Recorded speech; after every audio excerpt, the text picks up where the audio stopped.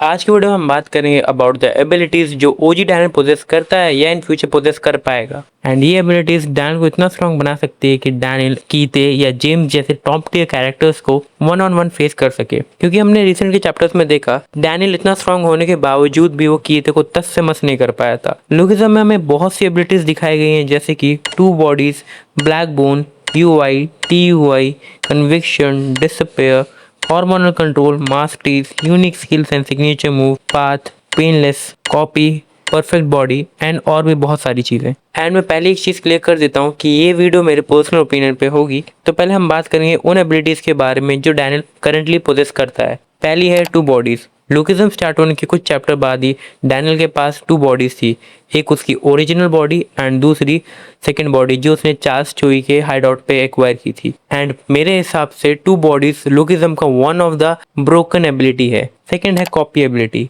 दोनों ही डैनियल के पास copy ability है। कॉपी एबिलिटी हेल्प करती है किसी भी फाइटर को अपने ओपोनेंट के मूव्स को कॉपी करने के लिए। एंड बात करें ओजी डैनियल की तो इसकी कॉपी एबिलिटी अभी कच्ची पक्की है एंड विद एक्सपीरियंस ये कॉपी एबिलिटी और इम्प्रूव हो सकती है। एंड अगर डैनियल अपनी मास्टरीज को अनलॉक करता है तो फॉर श्योर इन फ्यूचर वो यूनिक स्किल्स को भी कॉपी कर पाएगा। थर्ड है UI या अल्ट्रा इंस्टिंक्ट। UI आज तक हमने सिर्फ यामाजाकी के पास ही देखा है। UI मोड तब एक्टिवेट होता है जब एक फाइटर अनकॉन्शियस होता है एंड ये मोड सिर्फ फाइटिंग के लिए ही है। UI मोड एक फाइटर को उसके 100% पे फाइट करने पे हेल्प करता है। UI भी दो तरीके के होते हैं, UI ultra instinct and TUI true ultra instinct. And Daniel के पास जो UI है वो अनकंट्रोल्ड UI है, मींस उसके पावर लेवल उसके ओपोनेंट के हिसाब से एडजस्ट होते हैं। अगर डैनियल का ओपोनेंट वीक होगा तो उसके भी पावर लेवल्स कम हो जाएंगे एंड अगर डैनियल का ओपोनेंट स्ट्रांग होगा तो उसके पावर लेवल भी राइज कर जाएंगे एंड यही डैनियल के UI की सबसे बड़ी वीकनेस भी बन जाती है। फोर्थ नंबर पे आता है क्रेजी मोड जो एक्चुअली यूजर को स्ट्रॉन्ग बना देता है एंड ये पैदा होता है सेल्फ हेट्रेड से। फॉर एग्जांपल जब चारों क्रू लीडर्स की फाइट हुई थी एंड सैमुअल बहुत पहले ही हार गया था तब उसने सेल्फ हेट्रेड से अपना क्रेजी मोड अनलॉक किया था एंड उसने बाकी क्रू लीडर्स को पेल दिया था। पांचवें नंबर पे आता है पाथ। इंचियन में डैनियल अपना पाथ अचीव किया था जो है 5 मैक्सिमाइज्ड सेंसेस, मतलब डैनियल अपने पांचों सेंसेस को टॉप लेवल पे यूज कर पाता है।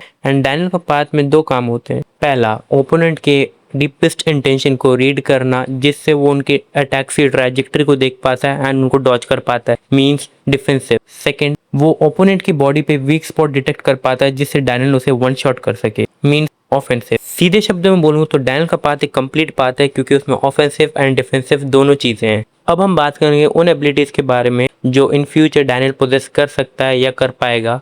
पहली है मास्टरीज। मास्टरीज एक फाइटर तब अचीव करता है जब वो अपने लिमिट को ब्रेक करता है in the attributes like technique, speed, strength या एंड्योरेंस। एंड ये वो सारे एट्रीब्यूट्स हैं जो एक फाइटर को फाइट में हेल्प करते हैं। सेकंड पे आते हैं यूनिक स्किल या सिग्नेचर मूव। जब एक फाइटर दो या दो से ज़्यादा मास्टरीज को कंबाइन करता है तब वो अपनी एक यूनिक स्किल को क्रिएट करता है। फॉर एग्जाम्पल टेसुमा जिसकी यूनिक स्किल थी अल्टीमेट फिस्ट जिसमें वो स्पीड एंड स्ट्रेंथ की मास्टरी यूज़ करता है। सेकेंड, पिंचन जो यूज़ करता था dark blood transformation and dark crocodile pierce. Third number पे आती है कन्विक्शन जो एक विल है, the will to protect someone या the power of overcome. And अगर इस पावर को without hold back and without time boundation use करना है तो तुम्हारी फिजिक कैब्रियन किम जैसी फिजिक होनी चाहिए, वरना तुम्हारी बॉडी इस पावर को विथस्टैंड नहीं कर पाएगी एंड वो ब्रेक होने लगेगी जैसे कि जिन रैंक के साथ हुआ था बुसान आर्क में। इसके यूजर्स है गैब्रियन किम का बेटा जेक किम, डालियोंग हो, सॉरी अगर प्रोनाउंसिएशन गलत हो, जिन रैंक एंड मामा जी। अब मैं ऐसे ही नहीं बोल रहा हूँ कि डैनियल इस एबिलिटी को इन फ्यूचर पोजेस करेगा। इसके दो रीजंस हैं। पहला, डैनियल को स्ट्रांग होना होगा ताकि वो कीते जैसे कैरेक्टर को फेस कर सके। सेकंड, रिसेंट के चैप्टर्स में हमने देखा जब डैनियल कीते से फाइट कर रहा था तब डैनियल बोलता है मेरे फाइट करने का एक रीजन मेरे अपने भी हैं, मींस उसको अपनों को प्रोटेक्ट करना है एंड यही एक विल होती है जो कन्विक्शन को अचीव करने में हेल्प करती है। चौथे नंबर पे आती है द पावर ऑफ डिसअपेयर। हमने सीरीज में कई बार देखा है डैनियल अपने आप को कोसता है for not being strong and series में एक ऐसा पॉइंट भी आ सकता है जब डैनियल डिसअपेयर में टोटली लॉस्ट हो जाए एंड तब वो उस पावर को अनलॉक करे। पांचवें नंबर पे आता है परफेक्ट बॉडी। जैसे कि हमने देखा डैनियल ने जब अपना वेट लूज किया एंड थोड़ी बहुत ट्रेनिंग की तब वो अपनी सेकंड बॉडी की तरह दिखने लगा।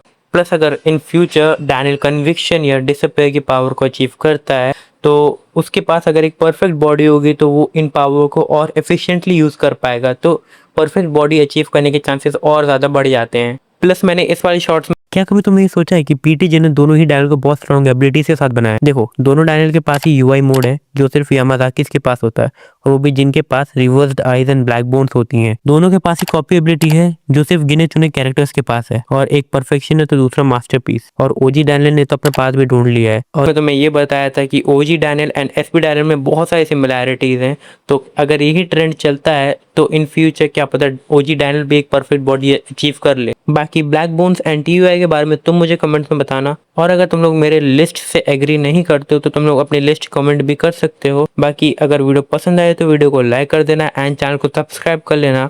बाकी मिलते हैं एक ऐसी दूसरी वीडियो में, तब तक के लिए सायोनारा।